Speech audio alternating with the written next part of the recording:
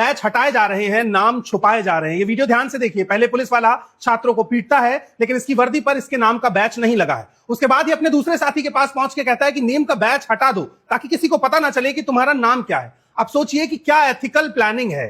क्या ऐसे में यह डर नहीं पैदा होगा कि पुलिस की वर्दी पहनकर कुछ गुंडे भी इस प्रोटेस्ट में घुस सकते हैं, छात्रों के साथ मारपीट कर सकते हैं, कोई अनहोनी हो सकती है। एक तरफ, दूसरी तरफ आंसू के गैस छोड़े जाने वाली जो वैन होती है उसकी सफाई शुरू कर दी गई है, बड़े बड़े बैरिकेड्स लगा दिए गए हैं। जिस तरह से कल सोनम वांगचुक को 2 मिनट के भीतर उठा लिया गया, अगर उसी तरह इस देश में पेपर माफिया और पेपर से जुड़े तमाम क्रिमिनल्स को उठाया जाता तो क्या इस प्रोटेस्ट की जरूरत पड़ती? यानी सरकार उठाने में सक्षम है, लेकिन उठाती किसको है? साइंटिस्ट को, स्टूडेंट्स को, वो लोग जो अपना हक मांग रहे हैं। पेपर माफिया को नहीं उठा सकती। क्यों? क्योंकि उससे तो करोड़ों रुपए का इकोनॉमी क्रिएट हो रही होगी। सवाल सीधा सा है कि आज के इस दौर में जंतर मंतर के इस प्रोटेस्ट को, जो 20 तारीख को संसद भवन तक चल के जाने का है, छात्रों के हक और अधिकार का है, उस प्रोटेस्ट को दबाने की पूरी कोशिश की जा रही है। बड़ी संख्या में आरपीएफ तैनात है, सीआरपीएफ तैनात है।